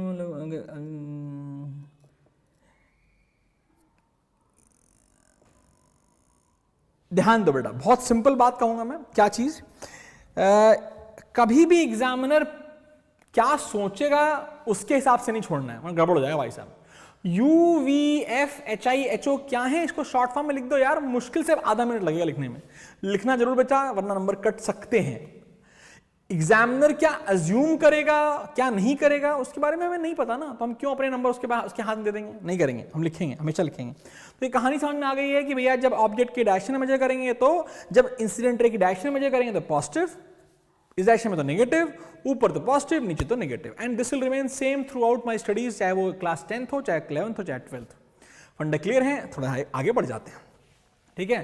तन्मय बाबू थोड़ा साइंस पढ़ लो यार, अंग्रेजी भी पढ़ेंगे, चिंता कर रहे हो। आइए तो भैया जी पहला पार्ट खत्म, न्यूमेरिकल मैंने लास्ट के लिए बचा के रखे हुए हैं, कुछ करेंगे कुछ कराएंगे आपसे। बात करते हैं रिफ्रैक्शन की मेरे बच्चों, रिफ्रैक्शन की कहानी को डिटेल में समझते हैं। मार्क्स मिलेंगे, H डैश लिख सकते हैं, लिखते हैं एकदम लिखते हैं, H डैश HO मैं HIHO लिखता हूं। कुछ किताबें कुछ टीचर्स इसको H को height of object, H dash को हाइट ऑफ इमेज बोलते हैं, तो गलत तो नहीं बोल रहे हैं, उनका एकदम फंडा क्लियर है, वो सही कह रहे हैं। लेकिन आप जो भी लिखो बेटा उसको मतलब लिख दो अंग्रेजी में कि हाँ भैया HI मैंने हाइट ऑफ इमेज लिया हुआ है, तो गलती का कोई चांस ही नहीं बचेगा भाई साहब। चलिए आइए जोरदार टॉपिक पढ़ते हैं भाई साहब। रिफ्लेक्शन तो मजाक है, मजाक, असली मुद्दा तो रिफ्रैक्शन है। क्लास 12th बोलता है रिफ्लेक्शन नहीं पढ़ाएंगे, 10th में पढ़ के आए हो, इसलिए मैंने भी रिफ्लेक्शन सही से पढ़ा दिया आपको। मैं रिफ्रैक्शन भी आपको सही से पढ़ाऊंगा, बिकॉज रिफ्रैक्शन रिफ्लेक्शन मिला करके मस्त आपको 8 से 10 नंबर उठा के दे देंगे, और इसलिए हमें डिटेल एनालिसिस करते रहनी चाहिए, पढ़ते रहनी चाहिए। मैंने एक वीडियो बनाया था जहां पर मैंने बात किया है इन चैप्टर्स में कितना वेटेज है कितना नहीं है, उनको जरूर देख लीजिएगा, तभी मजा आएगा, ठीक है। चलो भाई, अभी अगर बच्चों अगर इसे शेयर कर सकते हो तो प्लीज शेयर कर दो, so that we can go ahead. और अगर आप बाद में वीडियो देख रहे हैं तब भी शेयर कर देना यार, कोई टेंशन नहीं है। और लाइक, शेयर, सब्सक्राइब, ये 3 चीजें लोग कहते हैं करनी चाहिए। इतनी मेहनत कर रहा हूं, तुम भी करो साथ साथ। जेन्युइन बात समझो, ये चैप्टर की जान है रिफ्रैक्शन, क्योंकि डिफिकल्टी लेवल थोड़ा ज्यादा होता है क्लास 12th में, क्लास 10th के लेवल पे तो बकवास है। बकवास होने के बावजूद रिफ्रैक्शन के फिनोमेना को डिटेल में समझने के लिए हम एक फिलॉसफी फॉलो करेंगे, मेरे साथ बढ़ना, आपको जिंदगी में रिफ्रैक्शन में दिक्कत नहीं होगी। आइए देखते हैं क्या। अगर हम बात करें रिफ्रैक्शन को पढ़ने के लिए हमें क्या पता होना चाहिए, तो सबसे पहले हमें पता होना चाहिए एक मीडियम की एक प्रॉपर्टी है जिसका नाम है रिफ्रैक्टिव इंडेक्स। ये एक रेशियो होता है बेटा, उसके बारे में बात करेंगे। Refractive index of a medium किस पे डिपेंड करता है, ठीक है, लेकिन हम वो होता क्या है वो भी हम बात करते हैं पहले, फिर इस पर आएंगे। हमने कहा रिफ्रैक्टिव इंडेक्स आखिर क्या है, तो किसी भी मीडियम का रिफ्रैक्टिव इंडेक्स, मान लो एक मीडियम है, तो refractive index of a medium को डिफाइन किया जाता है म्यू एम, उस मीडियम का नाम है। अगर ग्लास होगा तो म्यू जी लिख दूंगा, अगर वाटर होगा तो म्यू डब्ल्यू लिख दूंगा। Mu M is a ratio of speed of light in vacuum, ये आप जानते हैं वैल्यू कितनी है, 3 × 10⁸ मीटर पर second upon speed of light in that medium. And ये बेटा आपको याद रखना है, इसको हम बोलते हैं absolute refractive index of a medium. When I से एब्सोल्यूट, मतलब मेरा जो रेफरेंस है ना वो वैक्यूम है, मेरा जो रेफरेंस है वो क्या है, वैक्यूम है। वैक्यूम के रिस्पेक्ट में इस मीडियम में वेलोसिटी कितनी है वो डिफाइन करता है रिफ्रैक्टिव इंडेक्स। रिफ्रैक्टिव इंडेक्स बहुत चीजों पे डिपेंड करता है, ये डिपेंड करता है नेचर ऑफ द मीडियम पे, वेरी इंपॉर्टेंट, जो आपको पता है ग्लास पे, वाटर पे, डायमंड पे अलग अलग होता है। डायमंड का refractive index is one of the highest, इसलिए भैया डायमंड ज्वेलरी काम आती है, बनती है। Nature of the surrounding medium पे भी डिपेंड करता है। ऐसे याद कर लो कि वाटर का refractive index with respect to air अलग है और विद रिस्पेक्ट टू ग्लास अलग है, विद रिस्पेक्ट टू ऑयल अलग है, तो सराउंडिंग मीडियम पे भी डिपेंड करता है। एंड मेरे बच्चे ये थोड़ा हाई लेवल है, लेकिन याद रखो कि it also depends on the wavelength of the light used. याद रखो, क्लास 10th में शायद इस पर क्वेश्चन बनना मुश्किल है, लेकिन याद ऐसे रखो कि रिफ्रैक्टिव इंडेक्स जो मीडियम की प्रॉपर्टी तो है, लेकिन साथ में वो किस कलर की लाइट है उसकी भी प्रॉपर्टी है। ऐसा नहीं कि व्हाइट लाइट डाल दी तो व्हाइट लाइट का एक रिफ्रैक्टिव इंडेक्स हो जाएगा, अलग होगा, रेड का अलग, वायलेट का अलग, रेड का अलग, वायलेट का अलग, ऐसे याद रखना है। रेड की वेवलेंथ ज्यादा है तो रेड का रिफ्रैक्टिव इंडेक्स कम है, ऐसे याद रखना है। मैं बताऊंगा कि refractive index of a medium is inversely proportional to wavelength. ज्यादा वेवलेंथ, रिफ्रैक्टिव इंडेक्स कम, ऐसे याद रख लिया। एब्सोल्यूट रिफ्रैक्टिव इंडेक्स का फंडा क्लियर हो गया। थोड़ा आगे बढ़ते हैं, अगर किसी का कोई प्रश्न है तो वो भी देख लेते हैं। एकदम सही जा रहे हैं भाई साहब, 0 डिग्री, ठीक है भाई साहब। आगे बढ़ते हैं, देखते हैं फिर क्या होता है। कहानी को और मुद्दा बढ़ाया गया। एब्सोल्यूट रिफ्रैक्टिव इंडेक्स मैंने आपको बता दिया, इसको डिनोट करते हैं म्यू एम मतलब C बाय वी एम। कोई पूछ ले भैया इसकी यूनिट क्या है, हाँ जी, क्या होगी रिफ्रैक्टिव इंडेक्स की यूनिट? ऊपर भी स्पीड, नीचे भी स्पीड, तो यूनिट लेस है बेटा। क्या है? दिस इज यूनिट लेस, इसको याद रखना है बेटा, इट इज यूनिट लेस। अब इस पर प्रश्न बनता है मजेदार, जोरदार, याद भी रखना, कुछ बातें याद रखना। अगर आपसे बोला जाए refractive index of vacuum and, Tanmay भैया जी तुम्हारा क्वेश्चन फिर से लेते हुए, refractive index of vacuum and air हम बराबर मानते हैं और ये होता है बेटा 1। क्यों होता है? क्योंकि फॉर्मूला है C और मीडियम में स्पीड क्या है? वो भी C है, तो C बाय C क्या हो गई? 1 हो गई। इसे प्लीज याद रखिए, इंपॉर्टेंट है भाई साहब, याद रखिए। For all other medium, for all other medium भाई साहब, mu of the medium is always greater than equal to 1। Equal to है आपका किसके लिए? वैक्यूम या एयर के लिए। शानदार बात है, इस पर प्रश्न बनेगा, जोरदार बनेगा। ठीक है भाई साहब, न्यूमेरिकल पे भी आ रहे हैं, एकदम जबरदस्त तरीके से आ रहे हैं, इस पर आएंगे भी। रिफ्रैक्टिव इंडेक्स, केवल रिफ्रैक्टिव इंडेक्स की बात की जाए, अब आप फील करो थोड़ा सा। मान लो एक मीडियम 1 है और एक मीडियम 2 है, यहां पर स्पीड v1 है, यहां पर स्पीड v2 है, तो कुछ समझो ध्यान से। अगर मैं कहूं व्हाट इज 1 म्यू 2, तो पहले समझो ये क्या बोलना चाहता है। इसको बोलते हैं, इसको पहले पढ़ना सीखो। 1 म्यू 2 को पढ़ोगे तो रिफ्रैक्टिव इंडेक्स ऑफ मीडियम 2, हां बेटा 2 है, not 1। Refractive index of medium 2 मेरे बच्चे with respect to medium 1। Layman भाषा में 10वीं क्लास में, बल्कि लेमैन भाषा समझना चाहिए, बिकॉज फिजिक्स इज ब्यूटीफुल, आप ऐसे याद कर पाओगे। 1 म्यू 2 का मतलब है रे 1 से 2 में जा रही है, बस ऐसे याद रखो। रे 1 से 2 में, लाइट रे 1 से 2 में ट्रेवल कर रही है। तो भैया जी ट्रेवल करती है तो क्या होता है, इसके बारे में बच्चे चर्चा बाद में होगी, लेकिन 1 से 2 में जा रही है। अब फॉर्मूला बड़ा इजी है। 1 म्यू 2 का फॉर्मूला है v1 जहां से आई अपॉन v2 जहां पर गई। ये फॉर्मूला है बच्चे, ये इंपॉर्टेंट फॉर्मूला है, लेकिन ये कंप्लीट फॉर्मूला नहीं है। हम इसके बारे में और थोड़े समय में चर्चा करते हैं कि ये फॉर्मूला कंप्लीट कैसे बनाओगे आप। तो 1 mu 2 is v1 by v2, याद रखोगे तो मजा आएगा। और अगर याद रख पाओगे तो कुछ बातें और भी याद रखना। स्पीड का फॉर्मूला होता है, स्पीड का फॉर्मूला होता है डिस्टेंस अपॉन टाइम। अगर स्पीड एक वेवलेंथ की हो तो टाइम एक टाइम पीरियड होता है, यानी कि लैम्डा टाइम्स एफ होता है।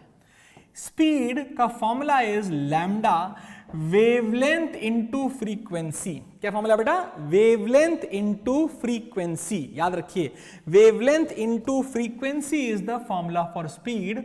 और एक और नंबर का क्वेश्चन आता हुआ कि फ्रीक्वेंसी भाई जी, frequency remains constant, remains constant. भैया जी कौन सा प्रोसेस है, फर्क नहीं पड़ता, फ्रीक्वेंसी सोर्स की होती है। भैया जी फ्रीक्वेंसी होती है सोर्स की, रिफ्लेक्शन हो चाहे रिफ्रैक्शन हो, फ्रीक्वेंसी विल नेवर चेंज। इन दिमाग में बिठा लो और याद कर डालो। ठीक है, इतनी कहानी के बाद हम आगे बढ़ सकते हैं। ये फॉर्मूले भी याद हो गए हैं, अगर देखा जाए तो इसको हम लगा सकते हैं। v1 में फ्रीक्वेंसी क्या हो जाएगी सर? फ्रीक्वेंसी f रहेगी, यहाँ वेवलेंथ लैम्डा 1, यहाँ फ्रीक्वेंसी वही f रहेगी, यानी कि लैम्डा 2। तो हम ये बोल सकते हैं कि 1 म्यू 2 का फॉर्मूला है v1 by v2 is also equal to lambda 1 by lambda 2। थांबा, अभी बचा है, अभी और बची है, बात बची है। अगर v1 है तो μ1 का फॉर्मूला क्या होगा सर? सर μ1 होगा c बाय v1। हमें याद है what is μ1? Refractive index, absolute refractive index of medium 1। तो बेटा मेरे बच्चे v1 क्या हो गया? यहां से v1 क्या आ गया? v1 आ गया c बाय μ1, और यहां से v2 कितना आ गया? c by μ2। और रखते हैं यहां पर, तो ये क्या हो गया? V1 हो गया C by mu one upon C by mu two बराबर mu two by mu one बराबर mu two by mu one. भैया जी ये है पूरा फॉर्मूला एब्सोल्यूट रिफ्रैक्टिव इंडेक्स का जो आपको याद रखना है। अब प्रश्न देखते हैं, अगर मैं कहूं 1 म्यू टू इंटू 2 म्यू 1 कर दिया जाए तो आंसर क्या आएगा? बताओ, चलो कमेंट बताओ। 1 म्यू 2 और 2 म्यू 1 क्या आएगा भाई साहब? 1 म्यू 2 और 2 म्यू 1 का आंसर क्या आने वाला है जरा बताइए प्लीज। 1 म्यू 2 इंटू 2 म्यू 1 कितना आने वाला है? फॉर्मूला भी रख के दे सकते हो यार। सर जी फॉर्मूला बताइए, वेरी इंपॉर्टेंट है, क्योंकि अगर ये आएगा तो अगला प्रश्न एकदम हलवा तरीके से हो जाएगा। 1 म्यू 2 इंटू 2 म्यू 1, आंसर बताइए फटाफट, टाइम वर्क वेस्ट करिए अपना भी और मेरा भी, फटाफट जल्दी जल्दी। कितना है? बताते नहीं भाई साहब तुम लोग यार, बताओ। 1 म्यू 2 2 म्यू 1, फॉर्मूला बताऊं मैं बताऊं कितना है बेटा? एक आ रहा है, वेरी गुड। चलो एक बच्चे का आंसर आ गया और सही आंसर आया है, मैं वेट कर रहा हूं और बच्चे भी यही आंसर करेंगे क्या? यस, 1 म्यू 2 इंटू 2 म्यू 1 हमेशा 1 के बराबर होता है। और प्लीज इसे याद रखिए, ये आपके बड़े काम का प्रॉब्लम है, ये बड़ा ही काम का प्रॉब्लम है। तो ये रिफ्रैक्टिव इंडेक्स में मैंने बहुत डिटेल लगाई बिकॉज स्नेल्स लॉ इसके बारे में है यार। 1 म्यू 2 इज इक्वल टू क्या होता है? रे 1 से 2 में जा रही है और formula is V1 by V2। फंडा क्लियर, आगे बढ़ते हैं। फिर रिफ्रैक्टिव इंडेक्स बढ़ गया तो भैया अब एक मस्त न्यूमेरिकल है, मैं आपको स्क्रीन से हट जाता हूं, आप फटाफट इस क्वेश्चन को स्क्रीनशॉट ले सकते हैं, इसको सेव कर सकते हैं और फिर हम इस क्वेश्चन को करेंगे। मजेदार क्वेश्चन है, बकवास क्वेश्चन है साथ में। देखिए कैसे। तन्मय सारे तू ही आंसर देगा भाई। Prachi very good, very late but please बहुत बढ़िया। और भी शेयर कर दो तुम लोग यार फटाफट।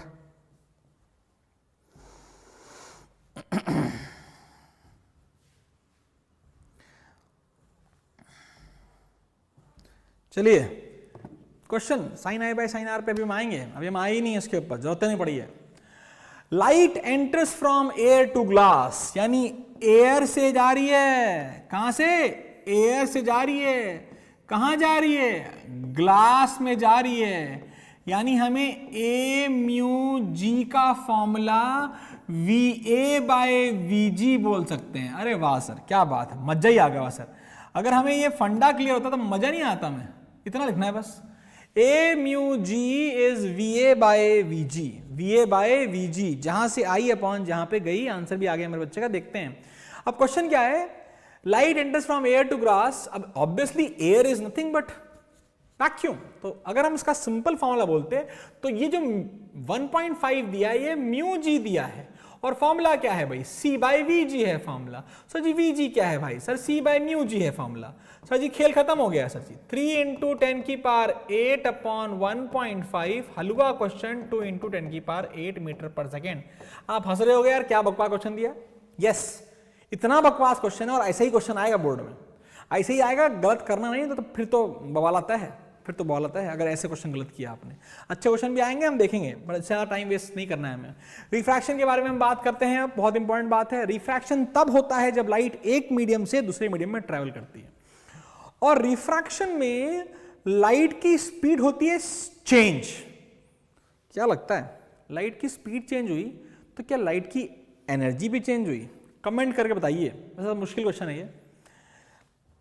एयर से गया वाटर में, लाइट की स्पीड हो गई चेंज, तो क्या उसकी एनर्जी भी चेंज हो गई? आंसर नहीं दूंगा मैं, वैसे तो आंसर दे दूंगा, लेकिन आप पहले दीजिए आंसर। क्या लगता है ऐसा होता होगा? सर जी मस्त वाली लाइट आई एयर में और उसकी एनर्जी XYZ थी, उसकी वेलोसिटी बहुत ज़बरदस्त थी। जब वो वाटर में गई उसकी वेलोसिटी हो गई कम, वेलोसिटी हो गई कम तो स्पीड हो गई कम। ऑब्वियसली तो भैया क्या उसकी एनर्जी भी कम हो गई? आंसर देने दीजिएगा, और अगर आंसर आता होगा तो बहुत मजा आ जाएगा भाई साहब, जबरदस्त। देखें sir, law of conservation of energy कहता है, yes law of conservation of energy, कुछ लाइट एब्जॉर्ब भी तो हो जाएगी। मान के चलिए absorption is zero, absorption is zero, there is no absorption phenomena हमें पढ़ना है। तो क्या लगता है लाइट की एनर्जी घटी या बढ़ी? स्पीड तो कम हो गई। लाइट की एनर्जी, काइनेटिक एनर्जी डिफाइंड नहीं है भाई साहब, लाइट की एनर्जी डिफाइंड है फ्रीक्वेंसी से, याद रखना।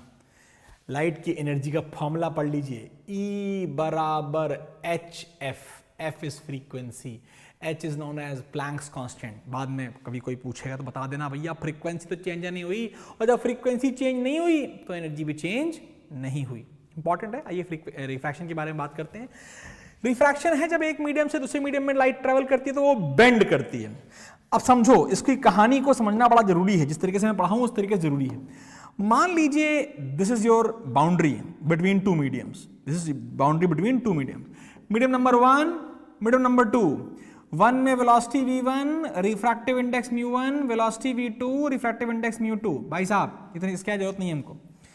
अब मेरे बच्चे ध्यान से सुनना, ये रिफ्रैक्शन पढ़ रहे हैं हम, तो मैं कहा भैया जी रे, हाँ जी आ गए जी आ गए, येलो कलर की ले ली हमने, कि हम तो मोनोक्रोमेटिक रे लेंगे, केवल एक कलर की रे, क्योंकि अगर मल्टीपल कलर होंगे तो रिफ्रैक्शन अलग अलग हो जाएगा और फिर रेनबो मिल जाता है। रेनबो हमने छोड़ो, रे आई, जिस पॉइंट पे आई बेटा उसको अभी भी पॉइंट ऑफ इंसिडेंस कहते हैं, और उस पॉइंट पर आपको बनाना ही बनाना है, मजबूरी है ये। अगर नहीं बनाओगे तो फिर मैं आपको बचा नहीं पाऊंगा आपको, ये भैया जी बनाना जरूरी है। इसे बोलते हैं नॉर्मल, नॉर्मल बनाया बेटा, लेकिन ये नॉर्मल ऊपर नीचे दोनों है। अब समझना, before you do anything it is my request, humble request है भाई साहब, कि जो इंसिडेंट रे आई उसका पाथ, कि आखिर अगर दूसरा मीडियम नहीं आता तो वो रे कैसे ट्रेवल करती, वो रे ऐसे ही ट्रेवल करती, वो रे आगे आगे चली जाती। काश ऐसा होता कि भैया मीडियम 1 ही रहता तो रे अपना पाथ चेंज नहीं करती, लेकिन अगर ऐसा नहीं हुआ और रे ने अपना पाथ चेंज किया और वो रे पाथ चेंज करने के बाद टुवर्ड्स नॉर्मल झुक गई, इसे बोलते हैं बेटा टुवर्ड्स नॉर्मल। जा रही थी ऐसे, नॉर्मल अंकल यहां थे तो टुवर्ड्स नॉर्मल झुक गई, तो ये कहलाता है एंगल ऑफ इंसिडेंस, ये कहलाता है एंगल ऑफ रिफ्रैक्शन। और अगर रे इज बेंडिंग टुवर्ड्स नॉर्मल तो हम कहते हैं, याद रखना, हम कहते हैं medium two is optically word important है, ऑप्टिकली डेंसर देन मीडियम 1। कुछ फर्जी वर्जी पढ़ाते रहते हैं कि ऑप्टिकली डेंसर की डेंसिटी से कोई संबंध है कि नहीं है, हमें मतलब ही नहीं है यार। ऑप्टिकली डेंसर का मतलब है वहां स्पीड घटी, स्पीड घटी का मतलब है भैया जी उसकी एनर्जी सेम है, लेकिन याद ऐसे करते हैं, स्पीड घटेगी तो वो थोड़ा सा टुवर्ड्स नॉर्मल झुक जाएगी, ऐसे याद रखो, ठीक है please. It is a very very very very very very very important फंडा। स्नेल्स लॉ जो आगे आएगा वो मैं यही समझा देता हूं, उस स्लाइड को हम स्किप कर देंगे। स्नेल्स लॉ या लॉज ऑफ रिफ्रैक्शन कहते हैं कि इंसिडेंट रे, रिफ्रैक्टेड रे and the normal at the point of incidence भैया सबके सब एक ही प्लेन में रहते हैं, हमें याद है, पहली बात। दूसरी बात जिसको हम स्नेल्स लॉ के नाम से जानते हैं, Snell's law, very important law, वो कहता है कि भैया जी sine of angle of incidence upon sine of angle of refraction is fix, is a constant. अब छोटे बच्चों के लिए कांस्टेंट है यार, जो हमारे पास राहुल भैया से नहीं पढ़े उनके लिए कांस्टेंट है। तुम्हें इस कांस्टेंट का नाम याद है कि रे 1 से 2 में गई, और अगर रे 1 से 2 में गई तो फॉर्मूला क्या है sir ji, v1 by v2 है फॉर्मूला, और सर जी μ2 बाय μ1 भी है फॉर्मूला, और इसे कहते हैं स्नेल्स लॉ। इसे कहते हैं, अबे μ2 बाय μ1 ना, μ2 बाय μ1 भी है फॉर्मूला, इसे कहते हैं स्नेल्स लॉ भाई साहब। μ2 मतलब म्यू जहां गई, μ1 मतलब रे जहां से आई, and that is a beautiful formula, a very easy formula. और मैं आपसे बहुत सिंपल रिक्वेस्ट करूंगा कि तुम्हारा 2-3 नंबर ये फॉर्मूला रखता है तो इसको जरूर याद कर डालिए प्लीज, और इसे लिख दीजिए, मैं हट जाता हूं। अगर आप मेरे पास ऑफलाइन क्लासेस लेते हैं तो आपको ये फॉर्मूला ऑलरेडी पता होगा, आपको बहुत बार पढ़ा रखा होगा मैंने। अगर कोई नया बच्चा देख रहा है और अगर बाद में भी देख रहा है तो इस फॉर्मूले की ताकत बहुत है। अगर कोई क्लास 12th वाला जाता है तो भाई साहब शूट आउट कर जाना कि हाँ सर ये गई अपॉन आई, तो कहानी अलग है, बिकॉज पूरा रे ऑप्टिक्स जो कि 16 नंबर का है ऑप्टिक्स क्लास 12th में, यहाँ तो कुछ भी नहीं है। 70 नंबर में से 16 नंबर ऑप्टिक्स हो जाती है, और उसमें यही फॉर्मूला है, पूरे चैप्टर में यही फॉर्मूला है, कुछ और पढ़ लो, यही फॉर्मूला है। तो फॉर्मूला याद कर लिया हमने, अच्छे से याद कर लिया हमने। अच्छा वो λ2 बाय λ1 होगा, λ1 बाय λ2 होगा, इसके आगे एक और होता है, वो मैं नहीं करना, हम 10वीं क्लास के बच्चे, लेकिन हमें पता तो होना चाहिए कि वो λ1 अपॉन λ2 है। वेरी गुड, छाप लीजिए, थोड़ा हम आगे बढ़ते हैं। मैं क्वेश्चन देख लेता हूं आपके। वेरी गुड, ए म्यू बी, बहुत बढ़िया, बहुत ही बढ़िया सर। ऐसे ही लाइट शॉर्टकट वे ले लेगी। शॉर्टकट वे नहीं बोलूंगा बेटा, it is not a shortcut way. You should understand कि लाइट अपना पाथ बेंड कर रही है, चलेगी तो उतना ही बेटा, पाथ बेंड कर रही है बस, ठीक है।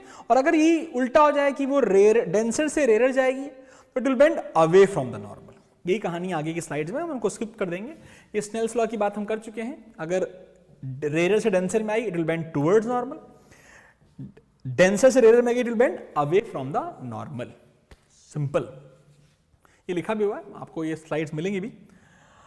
लॉज ऑफ रिफ्लेक्शन के बारे में बात कर चुके हैं, लेकिन क्या हमें फिर से याद होना चाहिए? Sir ji sine I by sine R हमें याद है, 1 म्यू 2 बराबर म्यू 2 बाय म्यू 1 बराबर v1 बाय v2 बराबर लैम्डा 1 बाय लैम्डा 2।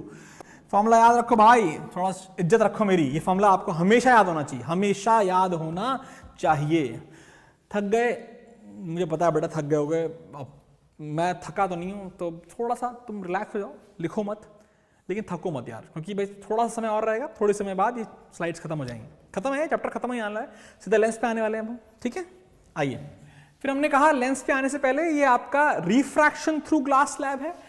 ये आपका सीबीएसई का जोरदार प्रश्न है भाई। देखो बहुत साफ बात कह रहा हूं, इसको याद कर लेना है। सीबीएसई 2024, इसे हमें याद कर लेना है, इसको छोड़ना नहीं है, नहीं बैंड बज जाएगी भैया जी, इसको एकदम याद कर लेना है।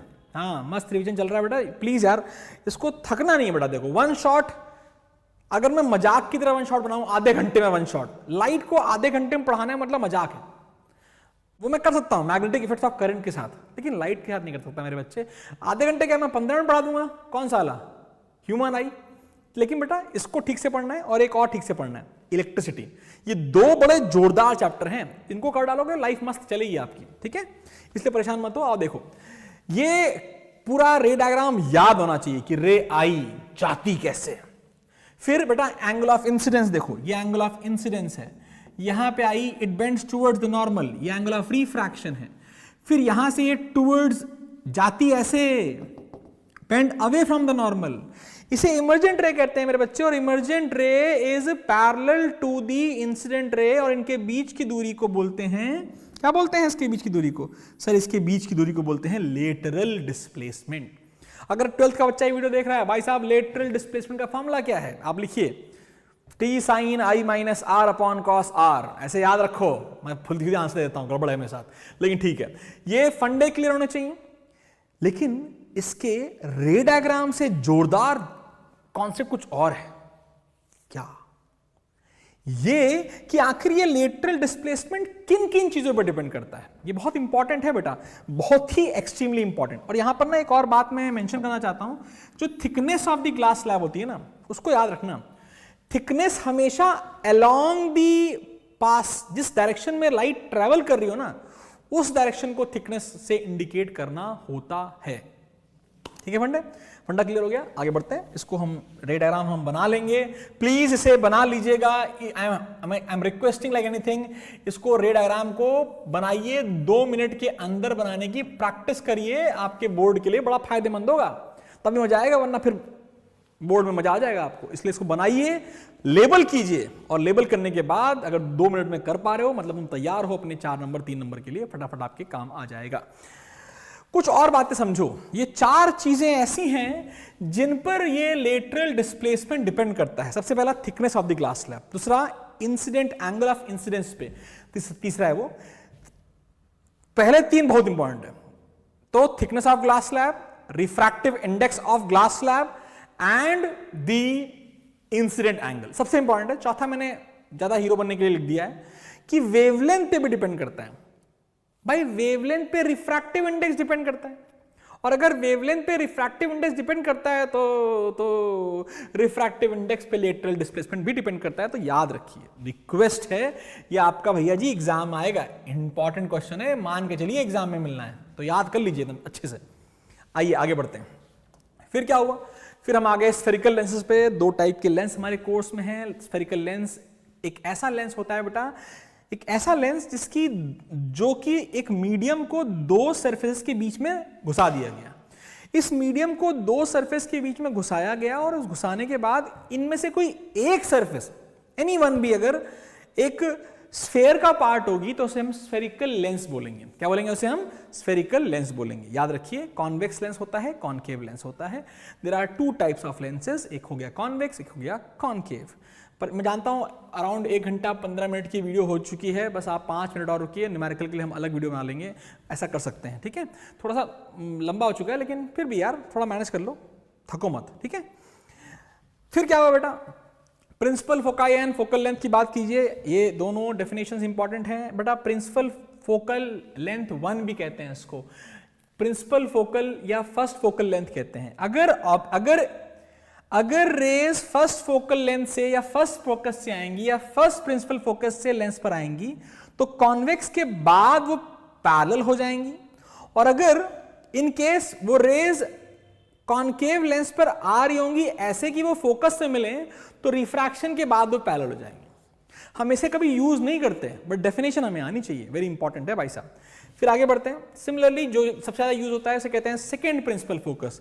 अगर पैरेलल रेज आती हैं तो रिफ्रैक्शन के बाद जहां सच में मिलती हैं उसे बोलते हैं प्रिंसिपल फोकस या second principal focus of focal length.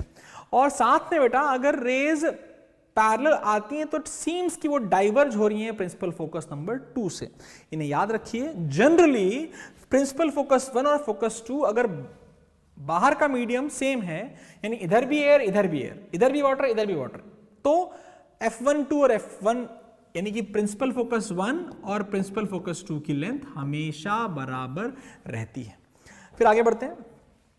मैंने थोड़ा शॉर्ट में रख दिया है क्योंकि मुझे पता है कि बच्चे थक चुके होंगे, लेकिन फिर भी हम थोड़ा सा मोहब्बत से पढ़ते हैं। रे डायग्राम आना चाहिए। अगर रे पैरेलल है तो it will pass through focus. In case of convex अगर वो फोकस से आ रही है it will pass parallel, and अगर वो ऑप्टिकल सेंटर से पास हो रही है तो it will not deviate. Very good. Whereas in concave अगर वो पैरेलल है तो इट सीम्स कि वो फोकस से आ रही है, अगर वो फोकस की तरफ जा रही है तो पैरेलल हो जाती है, और लास्ट वाली ऑप्टिकल सेंटर जोरदार वाली डेविएट नहीं होती है। इंपॉर्टेंट, ये तीनों लिखे भी हुए हैं, आप इनको यूज करेंगे, आप कोई सा भी रे डायग्राम बना पाएंगे। आइए आगे बढ़ते हैं। फिर हमने कहा हम रे डायग्राम पे नहीं जा रहे, रे डायग्राम आप पढ़ लीजिए। रे डायग्राम के लिए मैं एक छोटी सी वीडियो और बना दूंगा, लेकिन रे डायग्राम के अलावा रे डायग्राम क्या है, वीडियो फटाफट बना लोगे आप, टेंशन नहीं होती नहीं। हाँ, कहां क्या होता है जानना जरूरी है। यहां पर भी बहुत सारी चीजें दे रखी हैं। सबसे इंपॉर्टेंट है बेटा, अगर ऑब्जेक्ट F2 पे हो, F2 मतलब डबल ऑफ फोकस पे, तो इमेज का साइज हमेशा सेम आता है। In case of concave mirror लिखे हुए यार, अभी तो कॉन्वेक्स में लेंस वाला लिखना भूल गया क्या? एक सेकेंड, इसके बाद है, ओहो सॉरी। तो दिस इज अ स्लाइड, यहां पे मिरर की बात कर दी है मैंने यहां मिरर गलत लिख दिया यार। यस, ये गलत लिख दिया है, तो ये भाई जी गलत हो गया है, परेशान ना होइए, इसे हम मिटा देते हैं एकदम। ये लेंस ही लेंस खेलिए, ये लेंस ही है भाई साहब। कॉन्वेक्स लेंस कॉनकेव लेंस है ये, है ना? Yes, point size large in large, एकदम सही। हाँ, तो भैया जी ये लेंस ही है, तो लेंस की टेंशन ना लीजिए, एकदम मस्त है। लेंस है, कॉन्वेक्स लेंस, कॉन्वेक्स लेंस है और कॉनकेव लेंस है, कॉनकेव लेंस है ना। एक बार देख लेता हूँ, तो इन्फिनिटी फोकस बनेगी, ठीक है, फोकस पे है, F2 पे है तो F2 पे बनेगी सेम साइज पर। ना ना ना, ये मिरर का ही है भैया जी, तो इसकी फोटो हम हटा देंगे, नया लगा दूंगा। वैसे तो फंडा क्लियर है, आप एनसीईआरटी खोलो इसको, इसकी फोटो सही कर लेना आप लोग, ठीक है।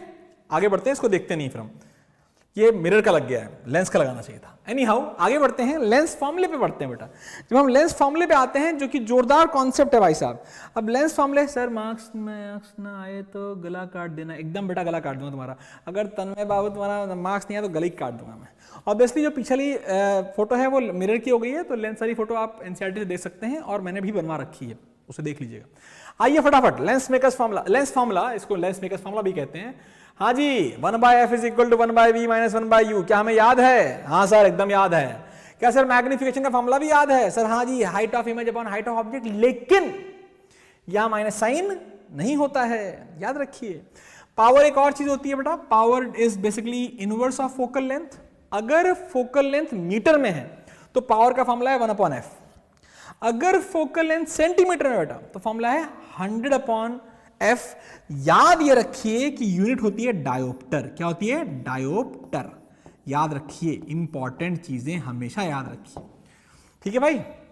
और कुछ बातें और हम याद कर लेते हैं कि जो फोकल लेंथ होती है बेटा, वो कॉन्वेक्स लेंस की होती है पॉजिटिव।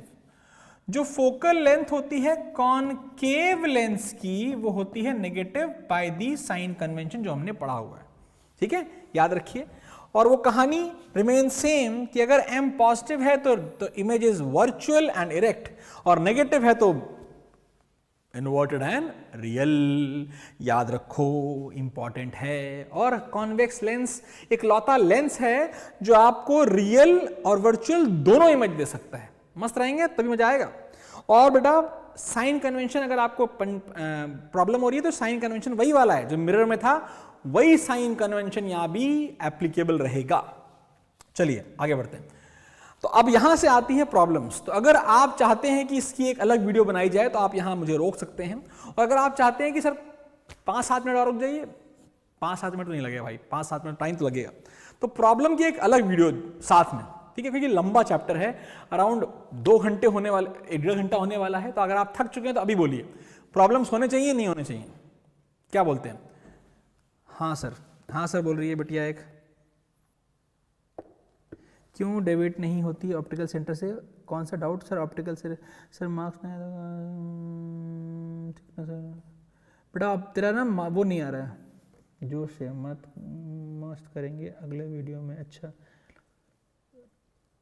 अच्छा ठीक है, मैं अलग वीडियो में आता हूँ, एकदम सही है। लेकिन मैं तेरा वानिश्री, आई वांट योर क्वेरी। आप एक बार क्वेरी फिर से लिख दो, मैं ढूंढ नहीं पा रहा हूँ, बहुत सारे कमेंट आ चुके हैं इसलिए। तो एक बार आप अपना जो मैं तेरा लास्ट डाउट ले लेता हूँ, तो इसके लिए हम एक और लाइव क्लास करते हैं, ठीक है? मुझे पता है बेटा बहुत लंबी हो जाती है, इसके बाद मेरे पास काफ़ी 10-15 स्लाइड और बची हुई हैं, तो फिर बैंड बच जाएगी ना आपकी। तो भाई बहुत सारी क्वेश्चन बचे हुए हैं, तो हम इनको अलग से करेंगे। कि थक जाओगे तो मज़ा नहीं आएगा। न्यूमेरिकल हम अच्छे से करेंगे, मज़ा आपको भी आए मुझे भी आए। रातों रात वीडियो बनाया करेंगे, लाइव किया करेंगे, लेकिन थोड़ा माहौल बनाओ, थोड़े लोगों को बताओ, वीडियो शेयर करो, लाइक करो, सब्सक्राइब करो। देखते हैं सबके स्टेटस पे लग जाना चाहिए कि हाँ सर ने आज ये वीडियो ली है और लाइट पूरा कवर हो गया है। ये तो भाई साहब लिख के जाना कमेंट में कि हाँ सर लाइट हमने पूरा कवर कर लिया है। प्रॉब्लम रह गए हैं, प्रॉब्लम की एक अलग वीडियो बनाते हैं। वीडियो क्या बनाते हैं? लाइव रहते हैं। वीडियो तो मैं बना ही सकता हूँ, लेकिन वो माहौल नहीं बन पाता। जो तुमने अभी कमेंट करके माहौल बनाया है ना, वो वीडियो में बनता है माहौल, लेकिन वो मेरे को मजा नहीं आता है। तो एक 2 वे रहता है, तो पूरा फील आ चुका है। तो एक काम करेंगे, हम अगली वीडियो में मिलते हैं बहुत जल्दी। लेकिन जाने से पहले लाइक शेयर सब्सक्राइब करना है, टेलीग्राम पर जाना है, और याद रखिए कमेंट पे लिख के जाइएगा, क्या आपको मेरे राहुल भैया के हाथ के लिखे नोट चाहिए लाइट के, कि भाई उठाओ 7 पन्ने पढ़ो, पूरा चैप्टर रिवाइज मुश्किल से आधे घंटे में। अगर चाहिए तो कमेंट आना चाहिए कि हाँ सर वो वाला चाहिए, और कमेंट लाइव क्लास के बाद वाला करना कि दुनिया देखे। और अगर कुल मिला के 15 कमेंट भी आ गए तो वीडियो तो मिल जाएगा। 15 कमेंट लाने अपने दोस्तों से कहो, जिसको मर्जी उसे कहो, 15 कमेंट चाहिए। केवल 15 बोल रहा हूँ यार, मैं कौन सा मिलियन सब्सक्राइबर की बात कर रहा हूँ। लेकिन हाँ, नंबर आने चाहिए, वरना तन्मय बाबू गला काट दूंगा मैं। साइंस में 1 नंबर कटेगा तो गला कटेगा, ठीक है? मस्त रहो यार, एंजॉय करो। पढ़ाई इज ऑल अबाउट एंजॉयमेंट। तुम आज हिंदी का पेपर दे के आए हो, तुम जान चुके हो कि कोई हेडेक नहीं है यार, कोई दिक्कत नहीं है, मस्त रहो। अब एक और वीडियो बनानी है मुझे थोड़ी सी, जहां पर मैं आपको प्लान समझाऊंगा अगले 5.5 दिन का, वो आप थोड़ी देर बाद देख लेना। All the best, bye bye. मैं एक वीडियो देख लेता हूँ कि कुछ क्वेश्चन आया इसका। क्वेश्चन सर वैसे डेविएट क्यों होती है ऑप्टिकल सेंटर से? मस्त करेंगे अगले वीडियो में। क्या चीज़ ऑप्टिकल सेंटर से डेविएट क्यों होती है? क्या चीज़ बेटा? कार्बन की तरह करेंगे एकदम। हाँ, कार्बन इस कंपाउंड की वीडियो बनाए थे, एकदम वैसे ही बनाएंगे। ऑप्टिकल सेंटर से डेविएट बेटा क्यों होती है? कौन सी चीज़? देख बेटा, रिफ्रैक्शन की वजह से डेविएशन आता है, तो ये समझ ले। ऑप्टिकल सेंटर में नेट डेविएशन 0 हो जाता है, बस होता है। उतनी डिटेलिंग करना आपको सही नहीं है, उसको आपको पढ़ने की जरूरत नहीं है। अंदर रे फिर भी मुड़ती है, लेकिन लगता है कि भाई वही आई और वही चली गई, तो हम वही अंदर क्या खिचड़ी पकड़ रही है, हम उसको कभी भी नहीं बनाते, बिकॉज हमारे कोर्स में थिन लेंसेज हैं। तो मिलते हैं एक और जोरदार वीडियो में। जाने से पहले प्रॉमिस ये है कि कमेंट करके जाओगे, सब्सक्राइब करोगे और दोस्तों को भी शेयर करोगे। ऐसे सारे दिन हम साइंस पूरी खत्म कर देंगे अंग्रेजी से पहले। और एक और वीडियो रात को आएगा, वो जरूर देख लेना। Bye bye.